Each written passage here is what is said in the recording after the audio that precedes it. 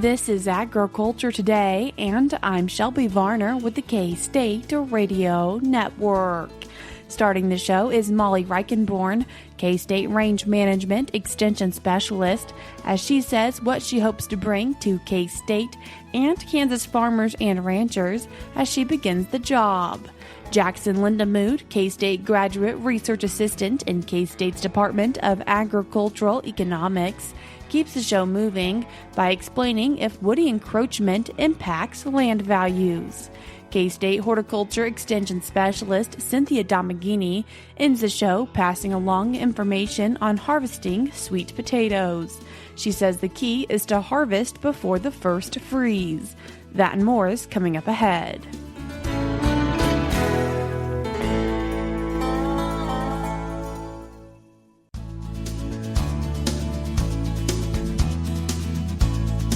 You're tuned in to Agriculture Today, and we start our show talking with the new K-State Range Management Extension Specialist, Molly Reichenborn. Molly, thanks for joining us today.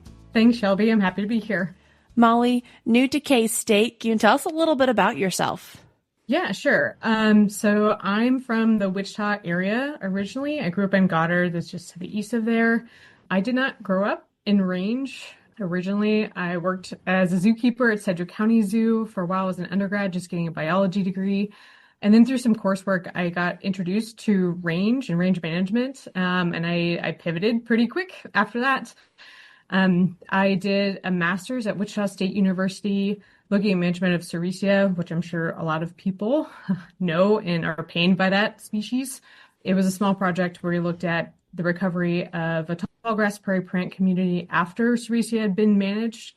The upside is that we found that there was no real detectable trace in the composition of the plant community, so what species were there and how abundant they were after they were removed. The downside is that this was a Sericea population that was only established for 3 years, which means if you can catch it early and treat it, it's good. But of course, as a lot of people will know, there's plenty of stands all over the state that are established out longer than that. But anyway, so after I got done with my master's, I worked as a research project manager. This was with a few faculty at Wichita State University. So Dr. Greg Hausman and Dr. Mary Liz Jameson and Dr. Bill Jensen at Portland State University. So they had put together this project looking at the effects of cattle grazing on CRP land across the state. I think we had sites about as far as west as Sharon Springs and then almost all the way out to Meridicine, looking at cost of precipitation gradient.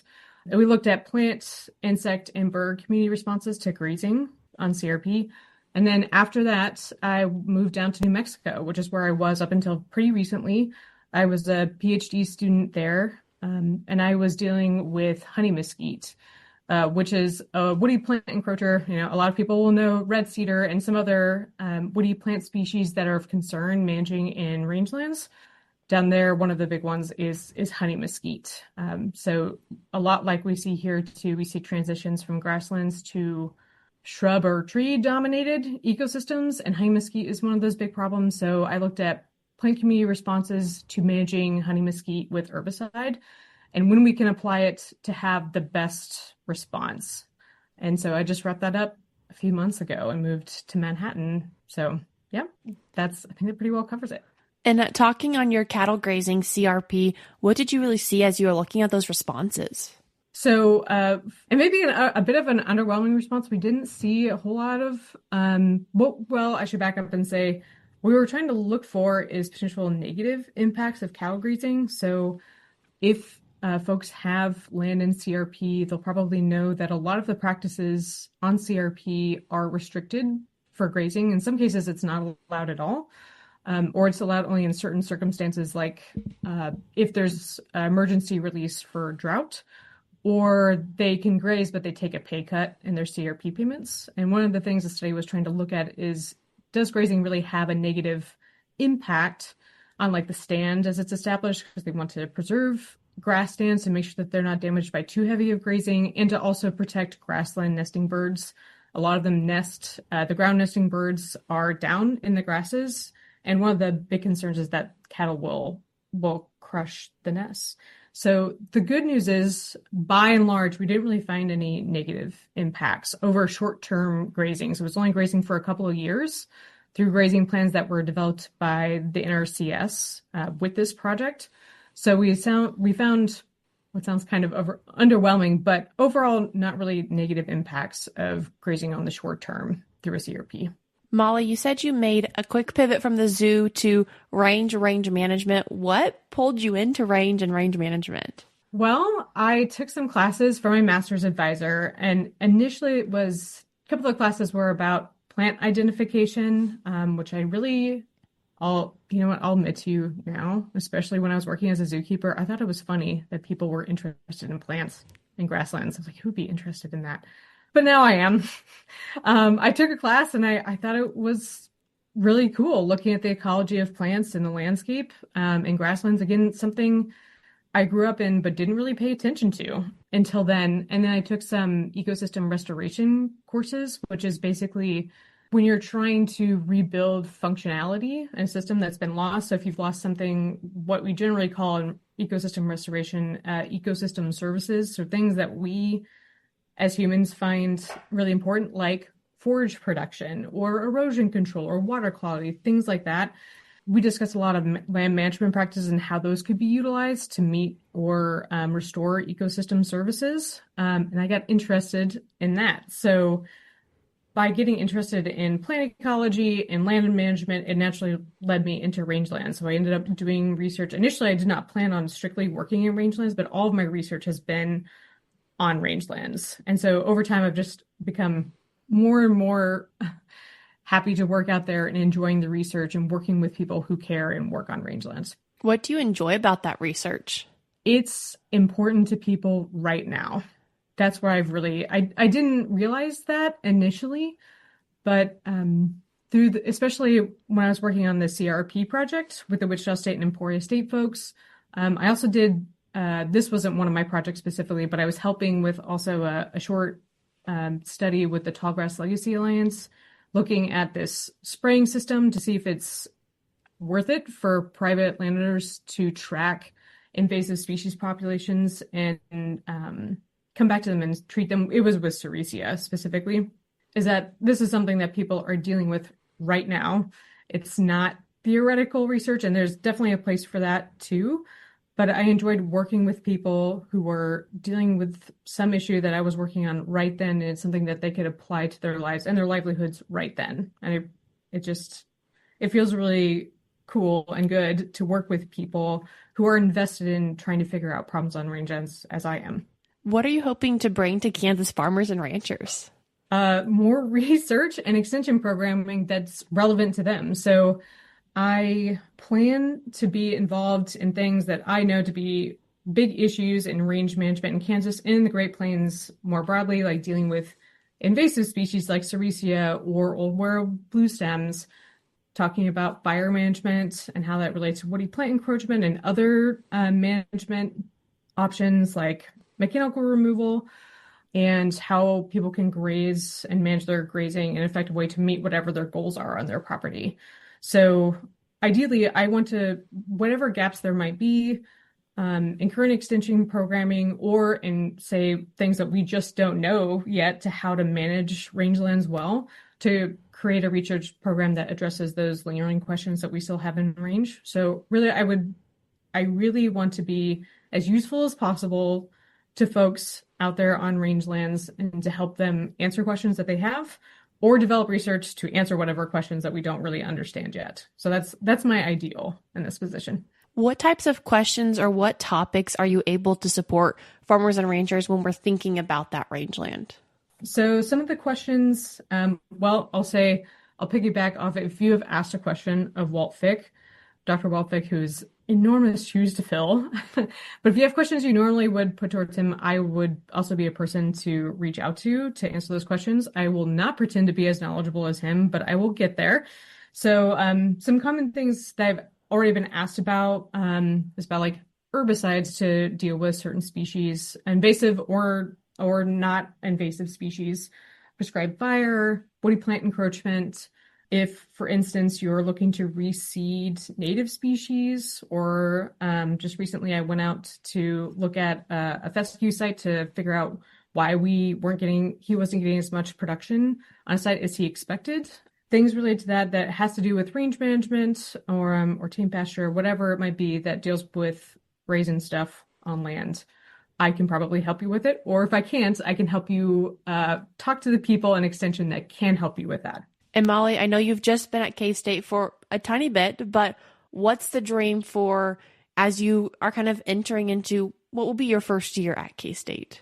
For a first year, again, I'll be developing some research projects, but really it will be to connect with extension agents, other extension specialists, and folks out and about in the community. So I'll be spending quite a bit of time trying to attend events, go to conferences, things like that, or go to local meetings of coalitions.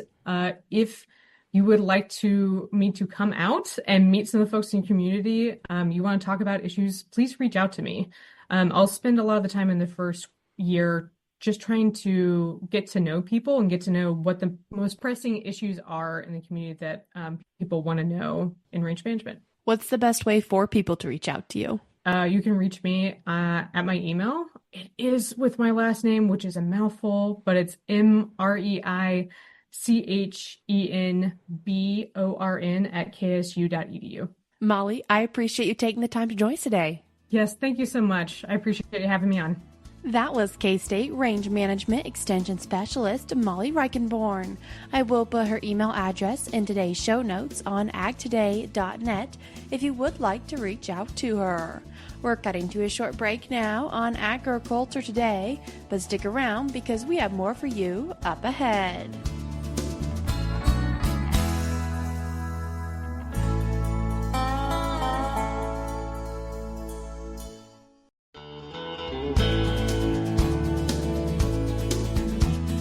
You're tuned back into Agriculture Today, and we continue our show discussing if land value is impacted by woody encroachment in Kansas with graduate research assistant in K-State's Department of Agricultural Economics, Jackson Lindamood. Jackson, thanks for joining us today. Thank you for having me. Jackson, what is this research that you did looking into if land values are impacted by woody encroachment? So kind of a hot topic in Kansas's grassland is kind of the idea of woody encroachment proliferating more and more, kind of encroaching westward into like our Flint Hills, Smoky Hills, kind of not only being a problem in the southeastern region. This also comes off the back of NRCS's Great Plains Grassland Initiative project, which kind of incentivizes and financially helps farmers in kind of core regions help kind of manage and get rid of woody encroachment due to, its negative impacts on production, taking grasslands out of production into woodlands and stuff like that. How did you do this research? So we started with transaction level data from the Kansas Treasury Department, and we took those. We then added kind of tree cover percentage variables using satellite data, added that on top of those transaction values, and then we kind of just did some like econometric modeling and kind of figured out how those tree cover values impacted land value compared to stuff like soil content, where it's located, the year it was sold, stuff like that. What is econometric modeling? So it's pretty much just you have an idea. So our idea is we want to figure out how grassland values change with a lot of characteristics, kind of like an idea of if you use like Zillow, you have the idea of you have characteristics of a house like square footage, bedroom, bathroom, and they use modeling to figure out like what that Zillow estimate would be. In our case, we're doing land. So we have land characteristics like soil type, weather characteristics, where it's located, and then we add in that tree cover percent.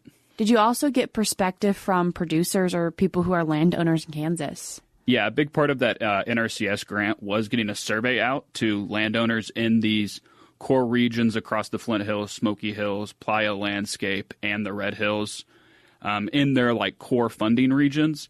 And it kind of broadly is a very small survey, just trying to figure out an idea of if producers thought woody encroachment was a problem, kind of what their opinion on if it changed rental rates or land value rates, and then also kind of factors that are impacting their ability to kind of control or limit woody encroachment in their area. How did they feel about woody encroachment or just trees in their area?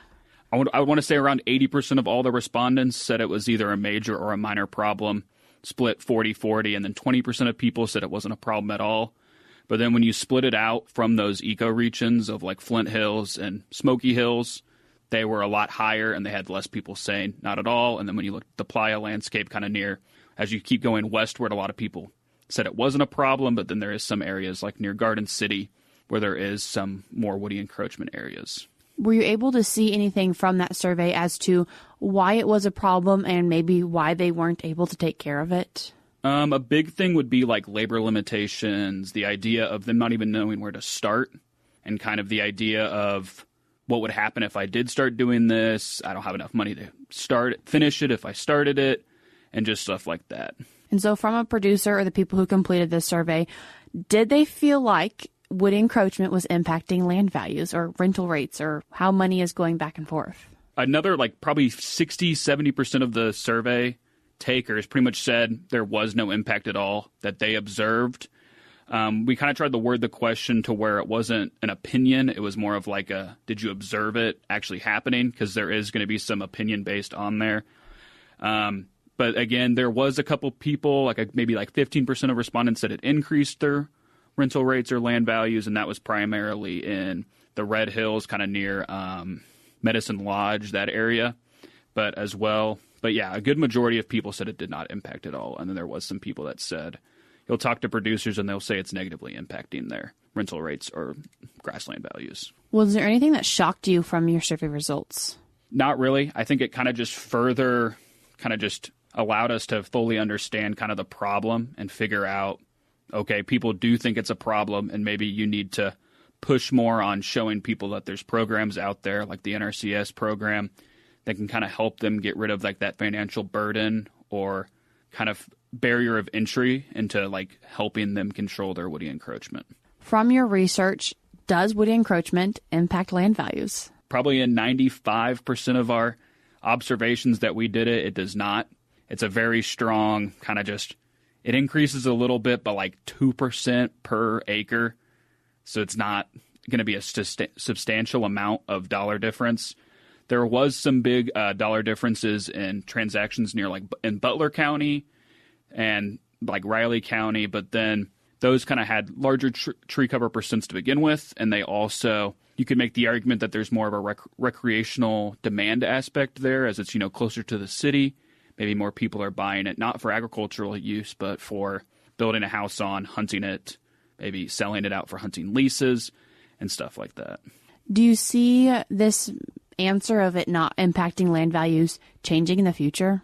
It will be interesting to see because since 1990, we've seen a very strong increase in woody encroachment. And if that continues another 20, 30 years, it could become a serious more problem of, in our sample average tree cover percent was around 3% of your total area. And I think if it keeps increasing, there could be more of a stronger idea of we are losing a lot more production on land, therefore decreasing land value. And then it also comes to kind of the problem of it may not, if the land market is not reflecting like negative impacts of tree cover now, people are going to ignore it, not manage it. And if it continues to increase, then it starts, impacting your productivity. We could start seeing some problems going forward. Do you see future research in this topic? I would say so, especially with the idea of like people buying land more as like a kind of like an asset, like stocks, and kind of the idea of if you buy land, maybe you only use it for hunting leasing or you use it more for, recreational purposes. I think there has been some studies kind of around like the recreational market aspect of ag land value, but I think there will be an increase in, trying to figure out, can I make money off of just buying land and then selling it to hunters to hunt on? Jackson, what's your take-home message for our listeners? Woody encroachment does, decrease your productivity on your land. If it's feasible, I would say get rid of it. But if you're, trying to retire and trying to sell the land, it really won't negatively impact you. But kind of looking forward, you should try to consider the idea of it's going to keep proliferating into your pasture lands, into your grasslands, and kind of the idea of starting on it early to kind of prevent that further encroachment on your land. Jackson, I appreciate you taking the time to join us today. Thank you. That was Graduate Research Assistant in K-State's Department of Agricultural Economics, Jackson Lindamood.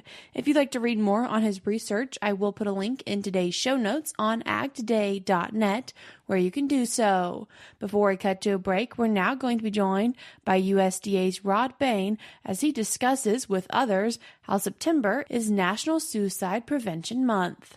Rural mental health, a subject that has gained more attention and less stigma over the past few years. There is a lot to be encouraged about. Our overarching goal is to break the stigma that has long existed around mental wellness. We really have devoted a lot of time and energy and resources to building up a program to ensure that every single farmer and rancher out there knows that there's help available to them. Terry Moore, the American Farm Bureau Federation, says several organizations and entities in the farm and rural space, including Farm Bureau, have collaborated to increase and improve resources for rural mental health awareness. There are a number of organizations that do national polling to kind of monitor those attitudes, and are people more receptive to it? We're seeing a positive trend in that regard. Unfortunately, we know the reality is we still face a high level of suicide in rural communities in rural America, and so that's why we're not going to let up on this. September is National Suicide Prevention Month.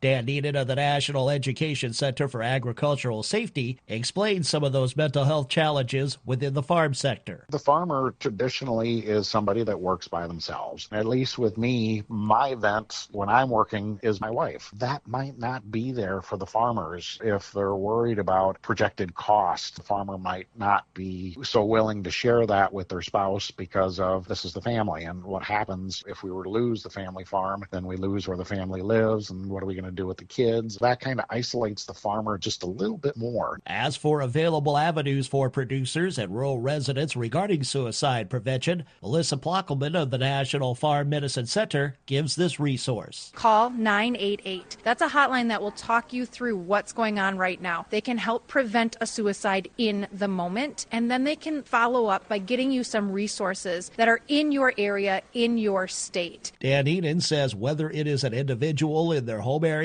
or a professional in an out-of-area locale, a listening ear is needed for farmers and rural residents feeling despondent. It's whatever is going to work for the farmer to be able to let them talk and be able to let them vent. Get somebody that has a fresh perspective on what that issue might be to be able to work through what that issue is. I'm Rod Bain reporting for the U.S. Department of Agriculture in Washington, D.C. We're cutting to a short break now on Agriculture Today, but we'll be right back.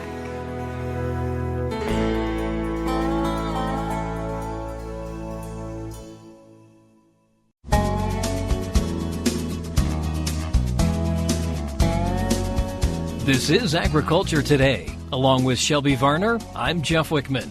The window for harvesting sweet potatoes in Kansas is generally mid-September to mid-October. K-State instructor and horticulture extension specialist Cynthia Domenghini says the key is to harvest sweet potatoes before the first freeze.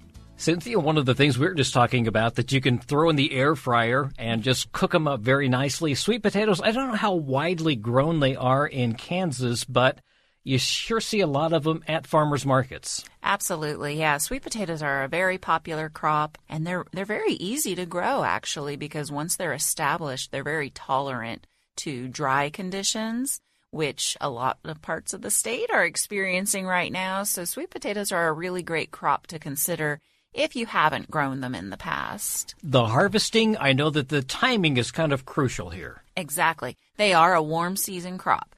So you don't have to pull them out of the ground until you notice that the temperatures are going to be dropping. You definitely want to get them out of the ground before that first freeze in the fall. What are we looking at in terms of the actual harvesting process? The main thing that you want to be careful of when harvesting sweet potatoes is you don't want to damage the skin. The roots themselves, the sweet potatoes themselves, are going to be established at the base of that plant. So your plants are vining out right now.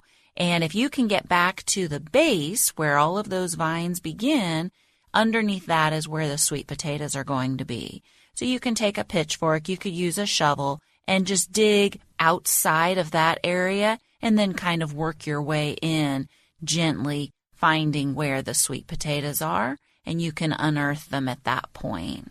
We talked about the timing, but the longer you can let it go before that first freeze, the bigger they'll get? Sure. If you want your sweet potatoes, if you want to leave them in the ground a little bit longer and let them get larger in size, it's not going to affect the quality or the flavor of those sweet potatoes. So you're perfectly welcome to do that. Typically, people are harvesting mid-September through mid-October.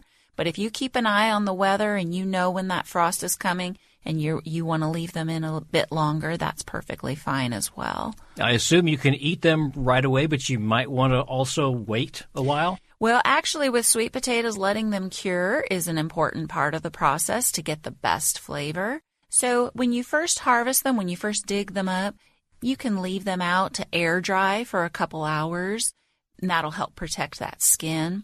We recommend you don't wash the soil off those sweet potatoes right away because of the risk of damaging the skin. So then at that point, you can cure them in a warm, humid environment, and that could be in a garage, it could be in a shed, whatever you have available, but you want that temperature to be around 85 to 90 degrees and high humidity, and leave them in that area for a couple of weeks to cure. After that, if you want to dust off any soil that remains, you can carefully do that, and then they're ready to be eaten or to be stored. Are the ornamental sweet potatoes different than the homegrown sweet potatoes? Yeah, this is a question we've been getting recently because our ornamental sweet potatoes are vining out so nicely and they're such lovely plants. People want to know, well, can I eat those roots too?